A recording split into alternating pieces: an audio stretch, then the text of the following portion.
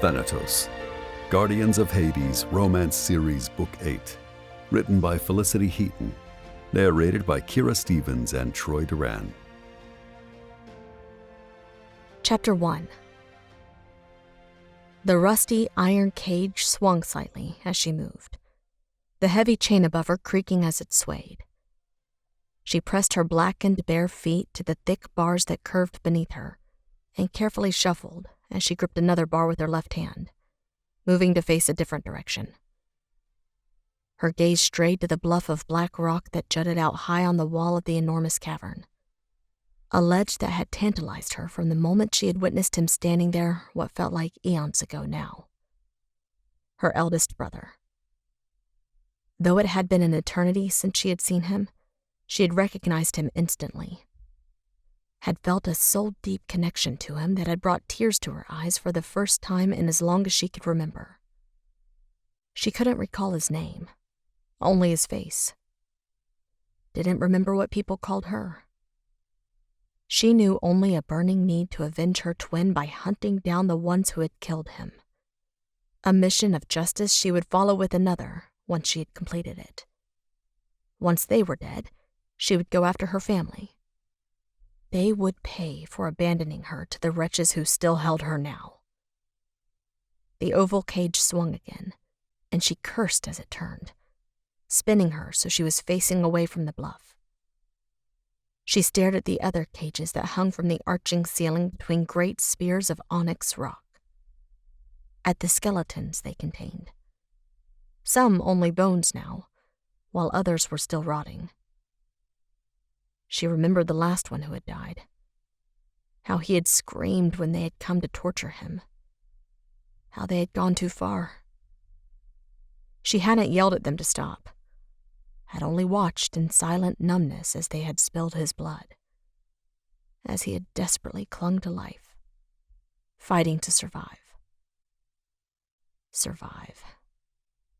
He had spoken often of surviving. A wry smile twisted her lips as she stared at his corpse. This wasn't surviving. She wasn't even sure she would call it existing. But it was the closest she could come to how it felt. It was all she could do, exist. She had no control over her life, no freedom, nothing. She had only this small, cramped cage, and a tiny seed of hope.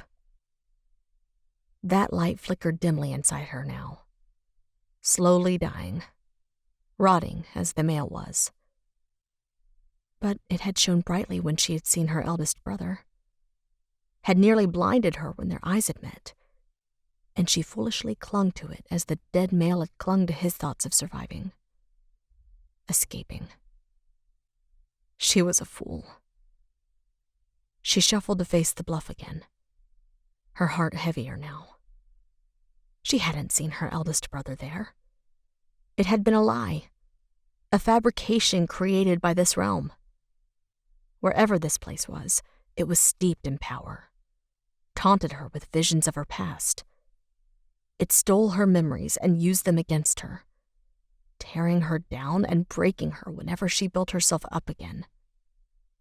Those visions tormented her worse than her captors ever could. She looked down at the uneven ground more than 10 feet below her, at the insect-like creatures that scuttled around, feeding, picking at the detritus that turned the air rancid as the scent of it mingled with that of wood smoke coming from the camp where her guards lived. Within that smoke, there was a faint note of roasting meat. Her stomach rumbled, and she rubbed it between the small, tattered blue top and shorts she had fashioned for herself from a dress she remembered clearly. It had been beautiful, her favorite. She'd had a ribbon that matched it, one bought for her by her twin. A ribbon woven on Olympus. She had cherished it. Strange that she remembered such things when others eluded her. Her name was gone. Her family's names, too. She recalled only their faces and how they had looked at her when they had turned their backs on her. How they had ignored her when she had lunged for them, her arms held in the vice-like grips of her captors, a wild and desperate thing that had screamed for them. Had screamed until she had been hoarse, broken. She remembered her twin. His bright blue eyes, his golden hair, that smile that had always had an edge of mischief about it. How he had loved to tease her, to make out that she was the reckless one out of the two of them. She had proven she was, and God, she regretted it. His death was her fault, but she would avenge him. Voices echoed through the cavern, weaving between the jagged fangs of rock that hung from the ceiling. A distant murmur that blurred together into a stream of sounds and nothing more. She focused and strained, leaned forwards and closed her eyes, trying to make out what the guards were saying. They didn't speak very often. Mostly went about their business, patrolling the area with their black spears or coming to torment those they held captive, whether it was with that same weapon or with the sight of food or water. Her stomach growled again, but it wasn't the thought of food that caused it to rumble. It was the thought of water. It had been too long since she'd had a sip of water. So long that her mouth was dry, throat thick. She cleared her throat and swallowed. Tried not to think about water because it was unlikely she would be offered any soon. The voices fell silent, but then a single male spoke and she caught his words. "We have orders to move her soon." His voice trailed off and she strained harder, desperate to hear what he was saying because he had to be talking about her. She was the only one they were holding now. The only one left alive in a sea of caged skeletons. He said something she didn't catch, and then his voice grew louder again. "Getting too close." Getting too close? What or who was getting too close? She put it to the back of her mind and focused on the fact they were speaking of moving her. She felt she had been in this place a long time now. Longer than she had been in any other location. Much longer. They had moved her several times over the duration of her captivity. Always to another cavern, through the warren of tunnels and openings that formed this strange realm. It had been many years, or so she thought, since they had placed her in this cage, though. The voices drifted away again, and she sank back against her cage, swayed with it as her thoughts wandered. She closed her eyes and breathed deep, calming her mind to conserve her strength, conjuring images she had used often over the centuries to give her strength, reliving memories of better days. Not those of her family, because they were dead to her now, but those of lush wild landscapes, of the Elysian fields, of vast nature and wide open spaces. She found seeing those fields of crimson poppies and sparkling rivers and feeling the warm kiss of sun on her skin soothing.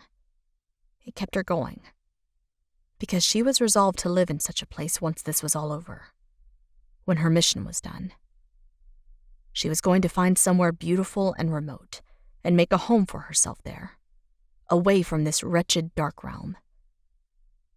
Her eyebrows pinched as other images flickered over the one she was calling to mind. Black and broken lands filling fractures in them. And then a village. Small. Barely a handful of huts clustered together for safety in a sprawling, grim realm like the one she was trapped in. Followed by a boy. Golden hair. Eyes like a summer sky. Her twin. She tried to recall his name as he lingered, while at the same time wanting him gone because she knew what came next. It crashed over her before she could purge the memory. A rush of images where he went from smiling at her to screaming something while reaching for her, to staring blankly into eternity. She bent forwards and buried her face in her knees. Her matted hair fell to cover the sides of her face as she fought the wave of pain that followed those images.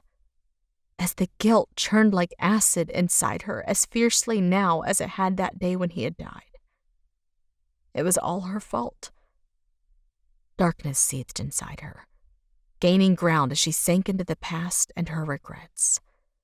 As she cursed herself for recklessly following him and her father, believing she could help her twin. She breathed through the hurt, the rage, fighting to calm her mind in the same way she always did whenever the past tried to overwhelm and break her. It was difficult, but she managed to force her focus to the future. Kept telling herself she couldn't change the past. She could only change herself so she never made the same mistake again. And she had changed herself. She had honed herself into a blade, one forged in this fiery crucible of pain and torment. A blade she would use to cut down any who stood in her way. The tendrils of darkness writhed more viciously inside her, tangled around her limbs, and made her fingers cold.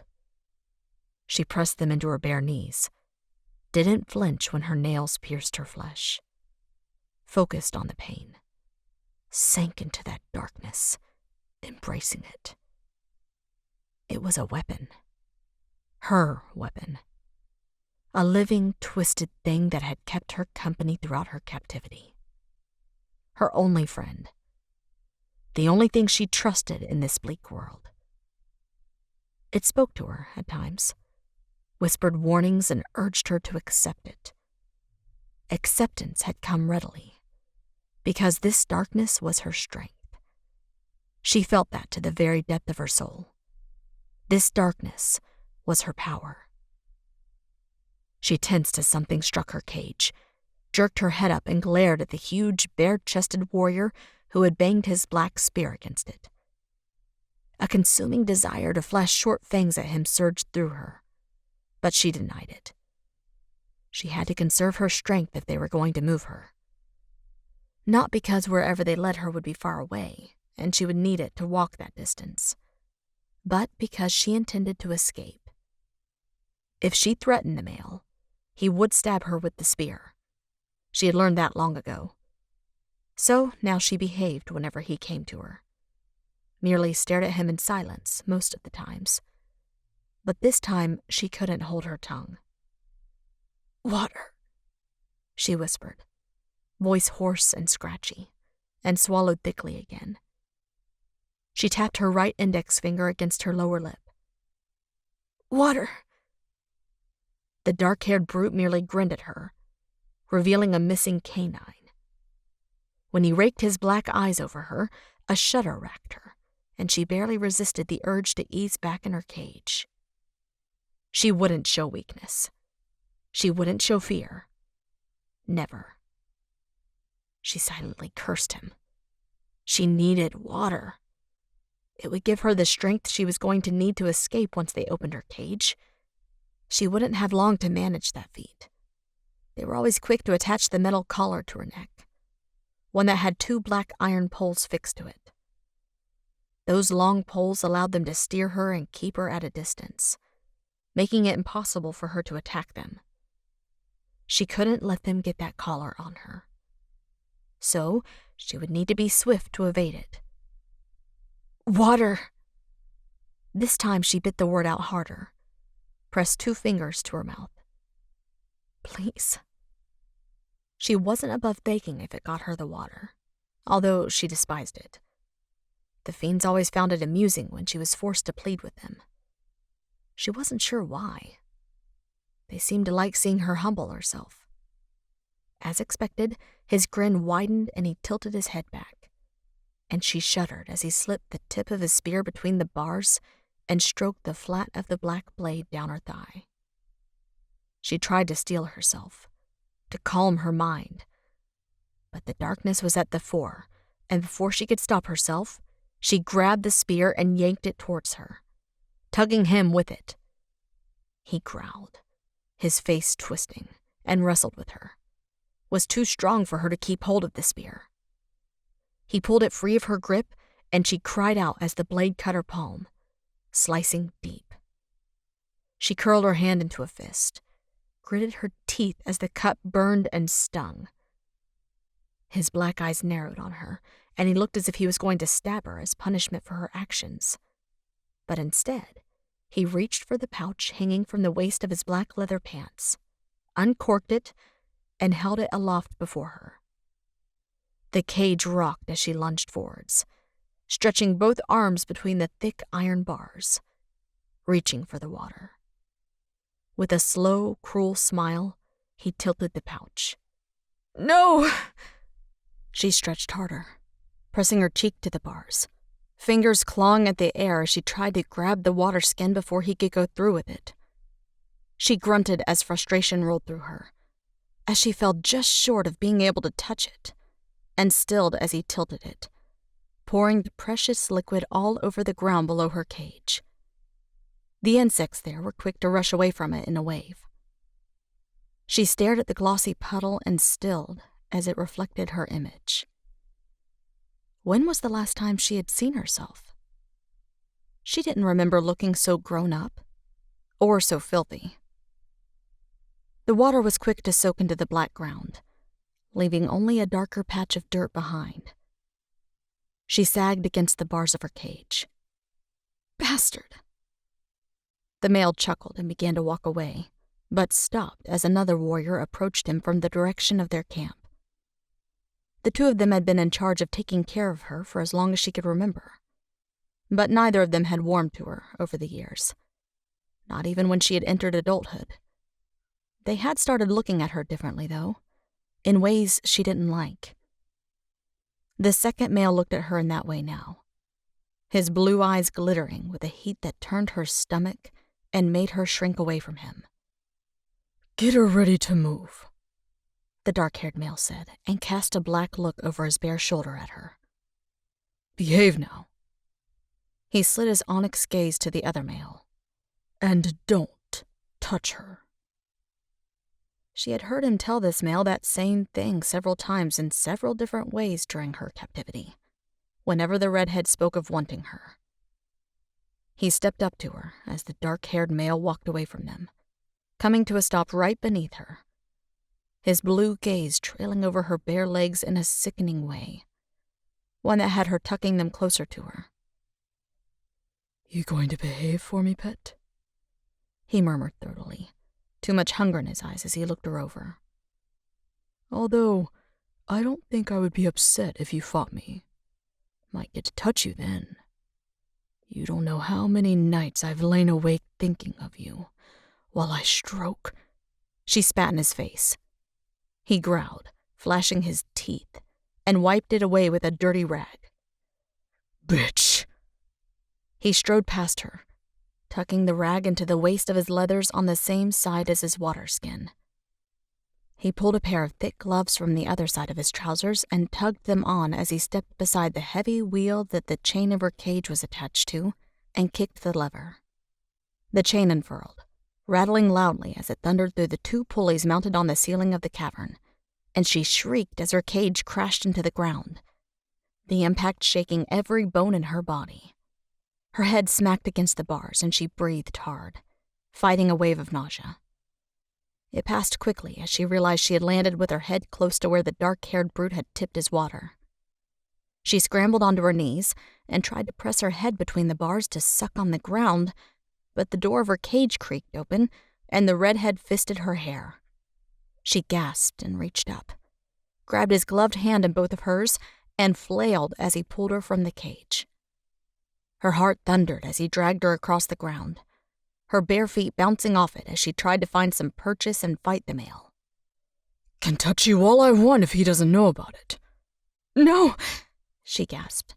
"Please, I didn't—" He lifted her off the ground by her hair and threw her past him, and she grunted as she slammed into a rock in a shadowy alcove. The male lunged for her. Darkness surged through her, panic making it rise swiftly to the fore, and she growled as she shook off the blow and reacted on instinct. Everything seemed to slow, and she felt as if she was watching herself from outside her body, as if something else was in control of her, as she kicked off. She slammed into the male, her slender weight no match for him. She didn't even knock him backwards. He made another grab for her, and she batted his hand away, bared short fangs as she exploded towards him. Managed to grab his arms. She went to headbutt him and stilled as he howled in pain as if she had struck him already. He reared back and easily dislodged her as she tried to figure out what was happening. Her eyes widened as he rubbed at his bare arms. As she looked at them, her stomach turned. His skin was black where she had touched him, flesh flaking as if she had burned him, and onyx threads snaked outwards from those 2 points, spreading the darkness across his flesh as he desperately battled it. She blinked hard, shocked to her core, unable to believe what she was seeing. Her head lifted as he fell, and she looked around her at the cavern, unable to believe she was free. As he rolled on the ground, crying out in agony, she hurled herself into action, aware she had only moments before the dark-haired guard came to see what all the noise was about. She grabbed the full water skin from his waist, together with the dirty rag, and tried to run, tripping her way across the floor of the enormous cavern. Her muscles burned with each stride, but she forced herself to keep moving and not look back. Sickness washed through her as the warrior cried out again, as that bellow of pain suddenly cut off. She hurried into the darkness, into a tunnel she had often stared at during her captivity, not slowing until she was deep in the twisting labyrinth and sure the other guard wouldn't find her. Her eyes fell to her left hand as she slowed to a walk, the sickness brewing again as her mind filled with an image of the male she had touched, a male she had somehow harmed with only that touch. The darkness within her writhed, but it wasn't restless this time. It was sated. Fear trickled through her. Fear of this newfound power. Fear of what lay ahead of her. But it was nothing compared with the renewed sense of determination that flowed into her as she mused her dark power. A power she could use to have her revenge. She lifted her head and stared at the root before her as she tucked the water skin beneath her arm and wrapped the dirty rag around her injured hand, tying it tightly to stem the flow of blood. Her fear fell away as she followed the narrow tunnel, picking her way around jagged black stalactites and stalagmites that joined the ground to the ceiling in places like dreadful fangs. Her mission was finally beginning. She was going to find the male who had killed her twin and avenge him. And then she was going to find her family. And when she did, they would die. Chapter 2.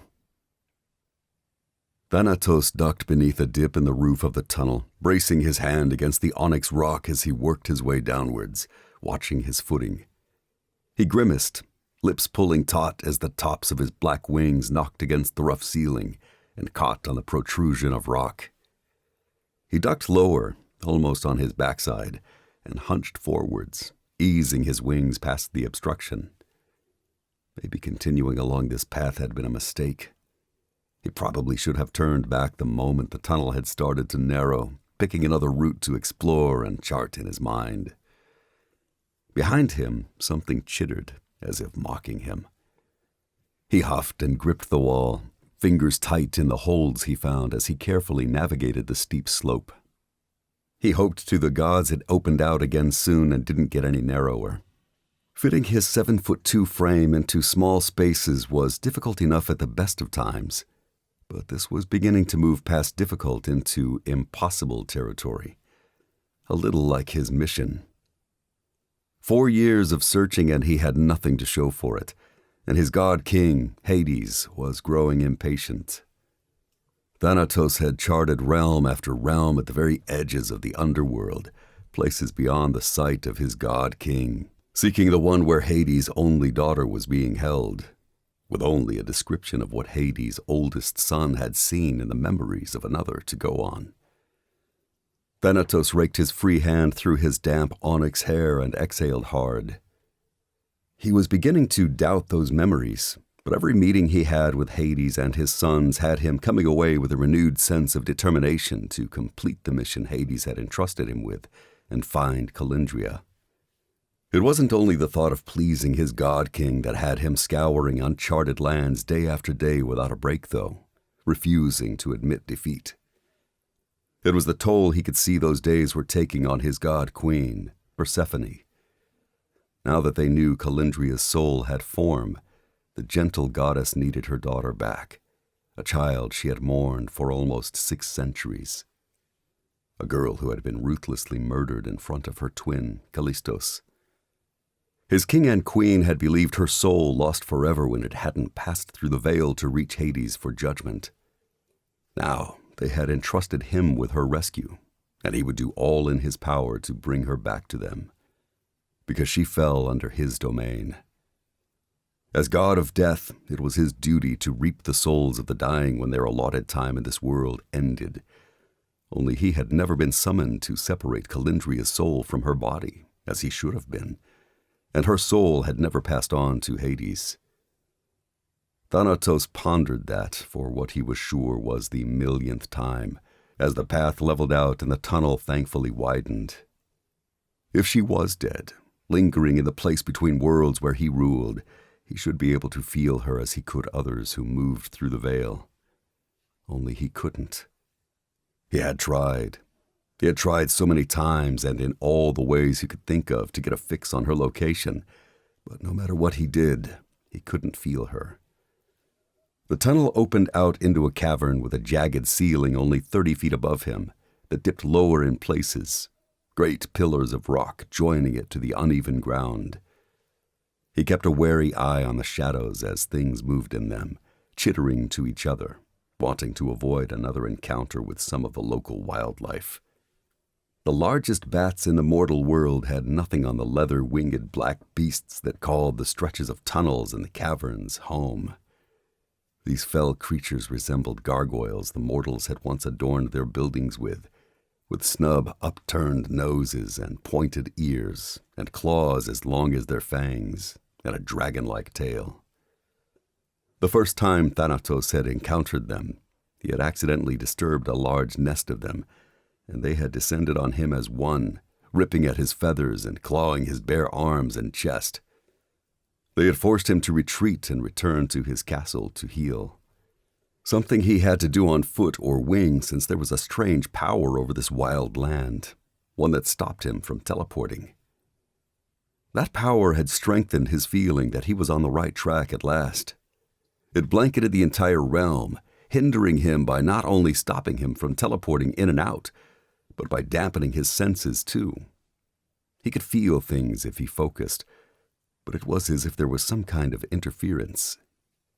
It made him feel that Calendria was here, and the reason he couldn't feel her was because of that interference.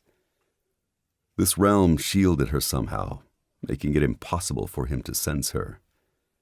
A power that didn't seem natural to him. Someone had taken great pains to ensure no one found Calendria, the one who had taken her, or one among the enemy he had fought alongside the sons of Hades 4 years ago.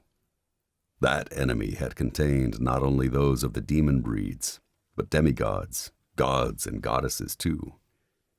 A rebellion Hades' sons had crushed, restoring peace in the underworld. Thanatos meandered around sharp spikes of black rock that jutted from the floor, his gaze scanning the route ahead of him, looking for an exit. Water dripped somewhere, the sound echoing around the cavern, punctuating his thoughts. Whoever had killed Calendria and had taken her soul had hidden it well, the method they had used to conceal it carrying on after their death. If they were dead. When Thanatos had raised that thought with Hades, his god-king had grown dark and had immediately left the palace, teleporting to Tartarus, where he was holding Eris, Thanatos' younger sister. And the ringleader of the enemy that had risen up against Hades and attempted to bring about not only his downfall, but that of the underworld and mortal realm too. Disgust rolled through Thanatos, as strongly as it had the night he had realized she had turned against their god-king, together with another 2 of his sisters and his youngest brother. His mother, Nyx, was still furious about what had happened, wanted blood, and regularly visited Eris in Tartarus to sneer at her and threaten her. So far, neither Nyx nor Hades had managed to convince Eris to tell them something other than the same denial she spewed whenever they tortured her. She just kept swearing she knew nothing about Calindria and what had happened to her. Thanatos wasn't buying it. He spied 3 exits in total and picked the largest of the tunnels, the one set into the cragged wall of the cavern dangerously close to a pool of water. He lowered his hand to the hilt of his sword where it hung from his waist, attached to his thick leather trousers, and warily stalked towards the tunnel, keeping an eye on the water. Wishing he had worn more of his obsidian armor than just the heavy vambraces that protected his forearms. He had foregone the armor that he normally wore on his lower half. The thick plates offered protection but slowed him down and made it more difficult to move through the narrow tunnels or clamber into holes. He had decided to leave them in his castle for this trip when he had discovered the warren of tunnels in the heart of this vast mountain range were narrower than those in the last set of peaks that rose high into the smoky air of this realm.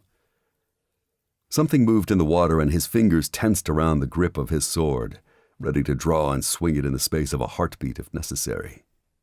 Great serpents lived in the pools in many of the caverns, waiting for a creature to approach and drink the life-giving water. One had nearly taken his head off. Since then, he had avoided all the pools.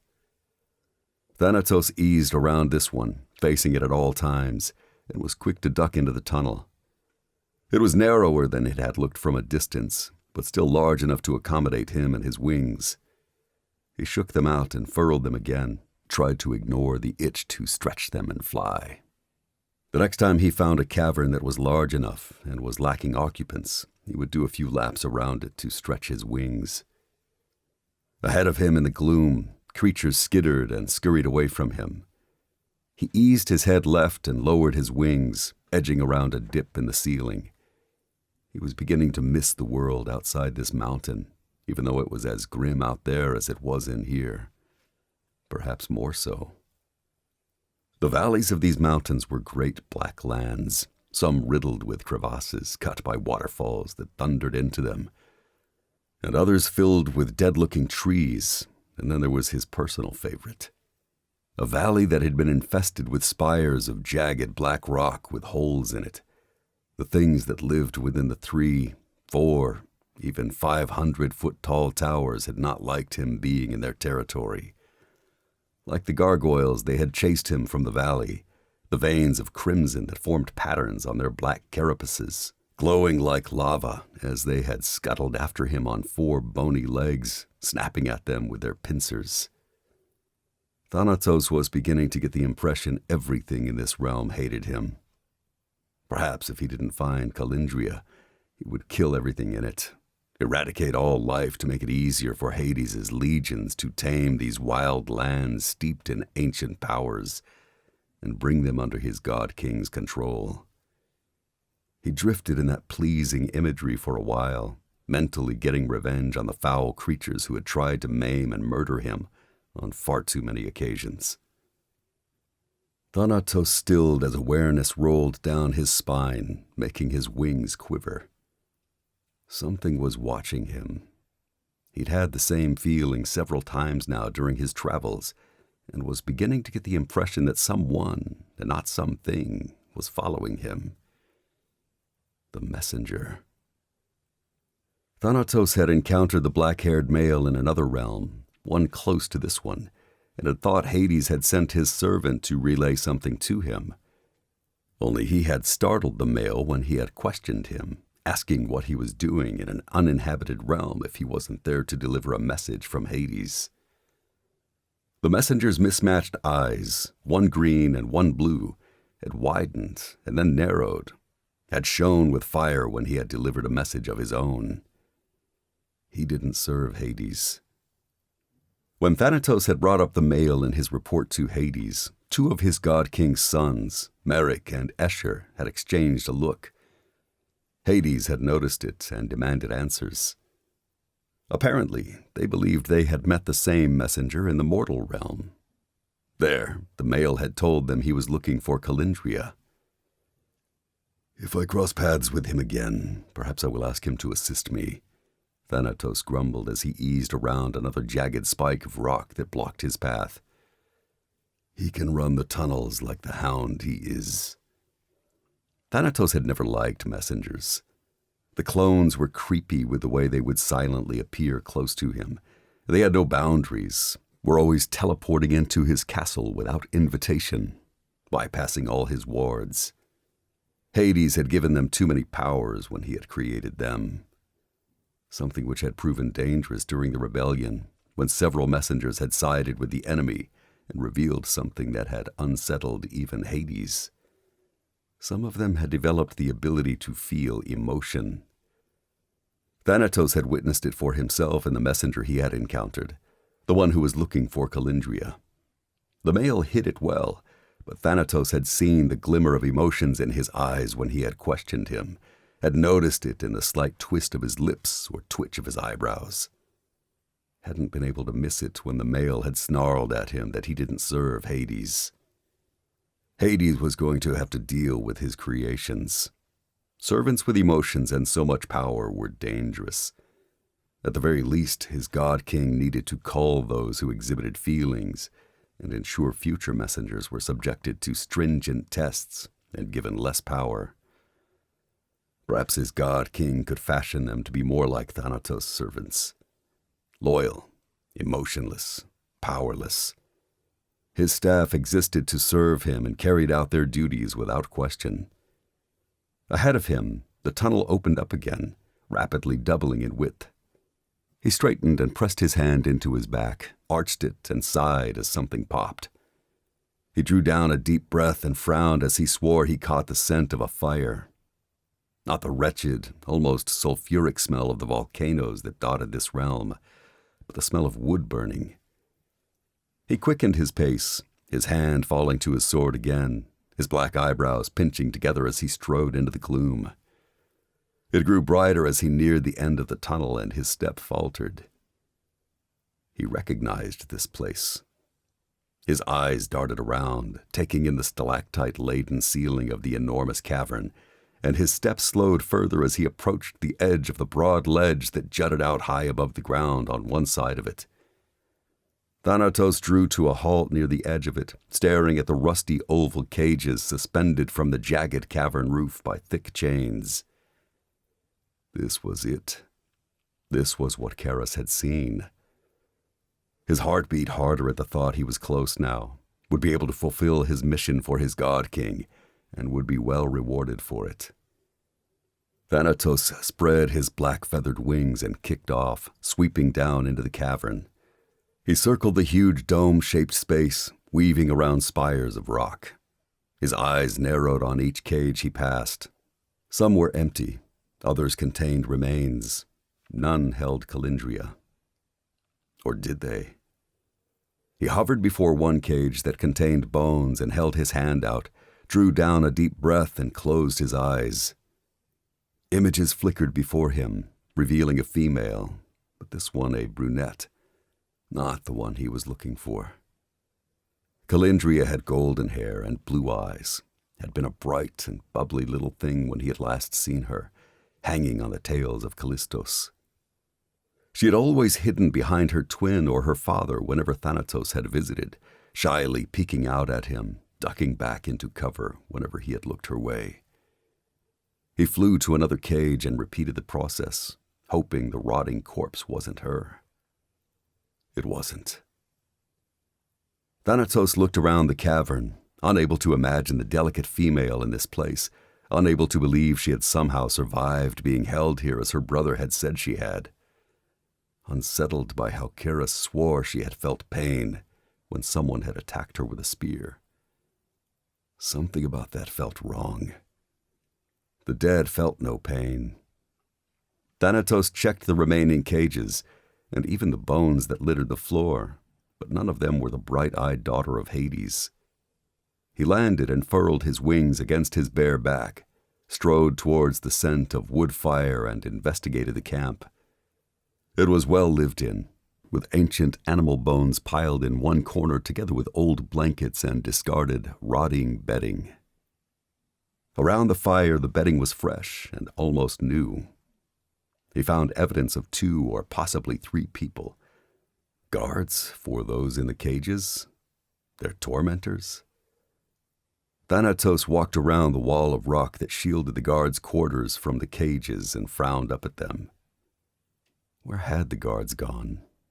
The fire was still going, but he sensed no life here. His gaze fell and he frowned as it landed on a cage on its side. He canted his head as he strode to it, as he stooped and touched a dark patch on the ground. Damp. Someone had been in this cage recently. He stood swiftly. Had it been Calindria? Perhaps they had moved her. He did another sweep of the cavern, searching for more clues, and backtracked when his gaze caught on something. Frowned. He kicked off, beating his wings, swiftly crossing the span of gritty dirt. Thanatos landed soundlessly, his frown deepening as the turbulence caused by his wings destroyed what he had come to look at before he could investigate it. The two bodies crumbled to ash, swirled and scattered on the breeze. Whoever they had both been large males. He eyed the spear that lay on the ground near one of them. Guards. He crouched and held his hand over the ashes, but saw nothing. Strange. He looked back at the cage that rested on its side and then at the black ashes again. Had someone killed the guards and made off with Calindria? If they had, they couldn't have gotten far. Thanatos spread his wings and beat them, did a lap of the cavern and found only 3 exits. He checked the opening of each of them, using his senses to see if anyone had entered them recently. The realm dulled them too much for him to make anything out. He huffed and looked at the ground, 1,000 thoughts crowding his mind as he tried to figure out what to do, which tunnel to pick. Thanatos tilted his head to one side, his eyes narrowing on the ground as he spotted something. He walked to it, eased into a crouch and ghosted his fingers over the scuff mark in the dirt, looked around and stilled. Further inside the tunnel was another, only this one had a distinct shape, a footprint. It was small, dainty, bare, feminine, and the only ones he could see. No one had made off with Calindria, if she had been the one in the cage. She had made off with herself. Had something killed the guards when they had been doing something with her, allowing her to escape? He rose to his feet and strode into the tunnel, moving as quickly as he could, his senses reaching out around him as he desperately sought a sign of life, a sign this was the right way. The tunnel opened out again ahead of him and his heart drummed harder against his ribs as he spotted more footprints. This had to be the right way. He drew down a deep breath to focus his senses, honing them in the hope he would be able to sense the owner of those footprints. Froze as he realized he wasn't alone. A female dressed in very little stood in the middle of the cavern with her side to him, gulping water from a dark pouch. She froze too, her dirty shoulders locking up tightly, her fingers clutching the water skin. She lowered it from her lips and turned slightly, her matted, filthy blonde hair that reached the small of her back swaying as she came to face him. As her wide, luminous blue eyes landed on him. Calindria, he breathed, sure it was her. Only she was not a little girl as some foolish part of him had expected. She pressed the pouch to the swell of her chest and stared at him like a prey animal facing a predator, her eyes taking on a wild and almost feral edge. Thanatos slowly lifted his hands, hoping to calm her. She broke into a dead run. Chapter 3. Stopping for water had been a mistake.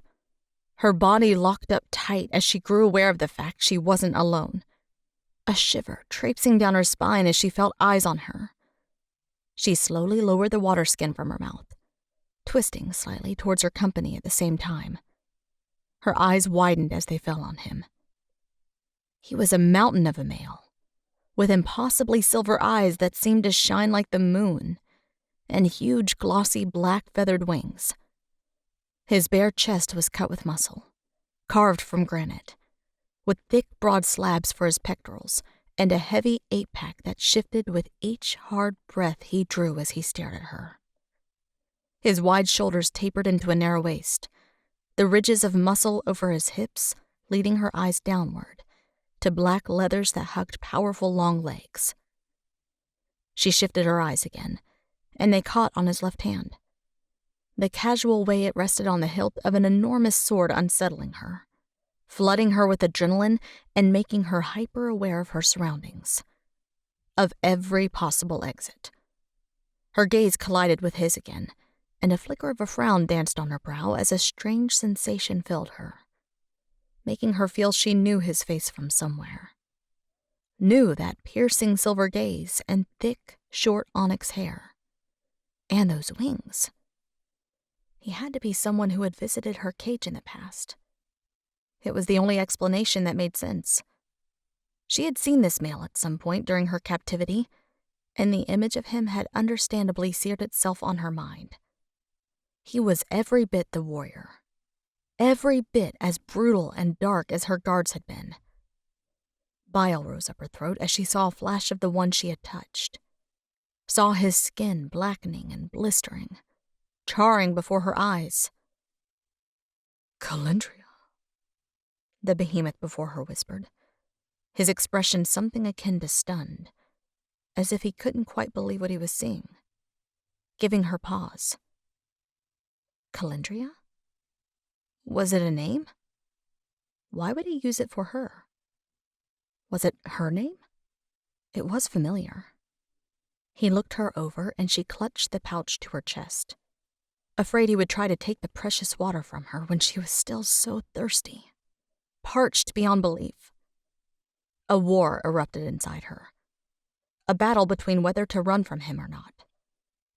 Her legs were already tired, her muscles unused to supporting her weight now.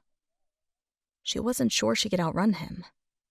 If she tried, would it anger him? Would he hurt her?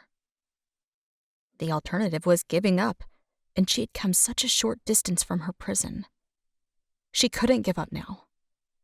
She flexed her fingers around the water skin, thoughts blackening as she recalled how she had hurt the guard. Could she use that power on this male too? Buying herself time to escape? The thought sickened her, twisted her heart and stomach in knots for some reason. And no matter how fiercely she fought to tamp down her fear of her power, the desire not to hurt others that insisted on rising within her, those knots wouldn't loosen. She needed to be stronger, colder. This power was a weapon, and she could use it to defeat her enemies, to have her revenge. She couldn't let this soft part of her that had somehow survived the years stop her from doing whatever was necessary to complete her mission. When he lifted his hands, her resolve to fight shattered and running won. She broke into a sprint, her muscles protesting as her legs carried her swiftly across the black ground. She didn't feel the pebbles that bit into the soles of her bare feet, didn't feel the ache in her bones with each jarring step. She knew only the desire to escape, to do whatever it took to elude this male in the cage. "Calendria!" he bellowed. The sound of that name gave her pause again, had her step faltering as a sensation that she knew it shot through her. But the second he closed in on her, she was running again, heart thundering and legs pumping harder. She rounded a corner, stumbling as her footing slipped, her eyes darting around, seeking a way to escape him. There! She spied a tunnel in the far right of the cavern. The entrance was narrow, might be small enough for her to make it through, but not him. She skidded to a halt as he landed in front of her, his great wings beating hot air against her, her heart lodging in her throat to silence the scream that wanted to escape. Fear blasted through her as she almost collided with him, as she leaned back to avoid the collision and ended up landing on her backside on the hard ground. She stared up at him, adrenaline making her limbs quake and her breath stutter. Her entire body trembled as shock rolled through her, as the fact she had almost touched him shook her to her core. She might have killed him. She didn't know who he was, Was aware he might be another guard, but she didn't want to hurt him. What if he wasn't a guard? What if he was innocent? The thought of killing an innocent turned her stomach. Calendria? He gentled his tone, the rugged lines of his face softening as he gazed down at her, keeping perfectly still. He knew she would run if he moved. Wise male. Let me take you away from this place. I can fly you out of here. He looked up at the roof of the cavern where an opening yawned, revealing thick, dark gray clouds. She shook her head and scrambled backwards on her hands and knees, refusing to let him near her. He couldn't touch her. If he did, she would hurt him. It wasn't only fear of harming him that had her backing away from him, though. She didn't know him, which meant she certainly wasn't about to trust a word he said to her, or believe that he was here to free her. She had heard all that before. You are like the others, she growled, glaring up at him as she eased onto her knees, as she tucked the water skin close to her and remained in a crouch, ready to run. They came to my cages, offered to free me, bargained with me. They made me believe I would escape, and instead they had led me to another cage. There they had laughed at her, shattering her spirit as they had easily overwhelmed her, too strong for her to fight. This brute looked just as strong, if not stronger, than those males had been, and the cruel edge to his expression as his lips twisted and his black eyebrows knitted hard, narrowing his silver eyes, said he would laugh just as viciously at her weakness, at how gullible she had been. Calendria? He started, and then closed his eyes and planted a large hand to his brow. His hand fell away from his face, and his shoulders rose in a sigh that lifted his furled wings, too. When he opened his eyes, there was a flicker of blue fire in his silver irises, and she sensed a shift in his power. Shuffled further away from him when he held his hand out, palm facing her. She eyed it suspiciously. There was something dark about this male, something dangerous. His dark eyebrows pinched in another hard frown as he studied the distance she was placing between them, as he lifted his silver gaze to pin it back on her. I swear, I am not here for a nefarious reason, Calendria. He lowered his hand and eased back, his enormous body relaxing at the same time. The danger and darkness he radiated fell away, that change in power she felt falling away with it. He was trying to appear unthreatening, something which was impossible, given his size and his appearance. Why do you keep calling me that? She flexed her fingers around the water, attempting to ignore her thirst. How she wanted the sweet, quenching taste of it flowing over her tongue to soothe her and restore her strength. Calendria? He frowned at her, a curious edge to his silver eyes. Because it is your name. You cannot be anyone other than the one I was sent to find. Someone had sent this formidable male to find her? She scoffed at that. She had been held captive for what she was sure was centuries. If someone had wished to find her, they would have done so long before now. Calendria. She rolled that name around her tongue, frowning as she tried to figure out whether it felt familiar because he kept saying it, or because it was her name. She stared into his eyes, seeking the truth in them. And who are you, that you know this name that is meant to be mine? His chin rose almost imperceptibly, a slight upwards tilt that spoke of pride and belief in his strength and his reputation. Thanatos, god of death, loyal servant of your father, Hades. Hades, she murmured. She had heard that name before, muttered by the guards in fear. It evoked an image in her mind, one of a tall, black-haired male with ashen skin and blue eyes who had been ruthless towards others, but had always had a smile for her. She pushed away from that image, sure it was an illusion. This realm was filled with lies. She glanced at Thanatos. He was probably an illusion too, constructed by this realm to torment her now she had escaped, designed to weaken her and slow her enough that the guards could catch up with her and recapture her. Leave, Thanatos, god of death. I do not require your help. She rose onto her feet and strode past him, ignoring the way he glared at her, his face blacker than the darkness that lived within her. No. He reached for her as she passed him, attempted to seize her arm, but she was quick to dodge his hand, placing herself beyond his grasp. My mission is to save you, and I will not fail my God King. His God King. Hades. Something clicked into place in her memories, made her feel certain of something from her past. Hades was her father. The very male the guards had spoken of in fear, and this male served, which meant Thanatos was a liar.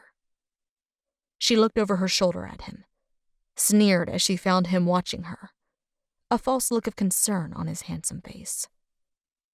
You mean to deceive me? I want nothing to do with you. His face blackened with each word she hurled at him, darkening by degrees as his eyes gained an ethereal blue shimmer.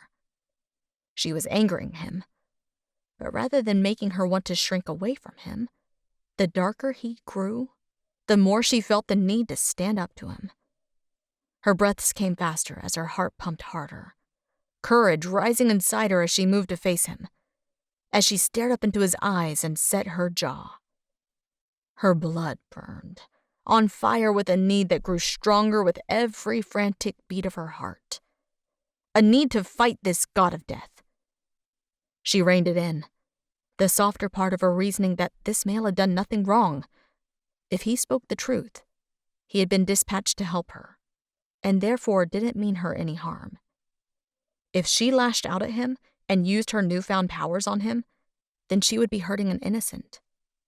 So, rather than fighting him, she backed away from him, heading for the tunnel she had spotted, one that would be too small for his big frame. Calendria. His deep voice held a note of warning. Do not run. You do not need to chase me. She knew from the look in his eyes that he did, that he had spoken the truth earlier and refused to fail in his mission. She steeled herself. She had a mission of her own, one that did involve her family, but one she had committed to fulfilling in a specific order. Revenge against her brother's murderers first, and her family second. I have things to do, she whispered, her mind filling with pleasing images thanks to the darkness. It flashed them before her, 1,000 ways she would kill the nameless, faceless male who had killed her brother. I will not let you stop me. What things? He leveled another black look at her, one she was beginning to think was a standard look for him. There were fine lines between his eyebrows, ones that confirmed he frowned too much. And the lack of laughter lines around his mouth said he smiled too little. A mission. She put it into words she was sure he would understand. What sort of mission? He canted his head. She didn't hesitate. A mission of revenge. The hard planes of his face softened again, the blue fires in his irises fading as he gazed at her in a way that told her that he did understand, that he was very familiar with the lure of vengeance. But those same eyes told her that he valued his mission over hers.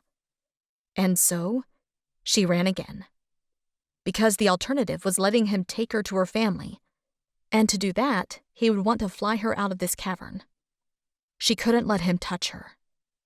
She flinched as another horrific replay of what had happened to the red-headed guard flashed across her eyes. She couldn't trust Thanatos. She couldn't trust anyone. But that didn't mean she wanted to hurt him. He made it hard to keep hold of the desire not to harm him when he landed in front of her again, his enormous black wings remaining spread this time to block her path. They spanned the route to the tunnel she'd wanted to take, stretching from one wall of the cavern to the other.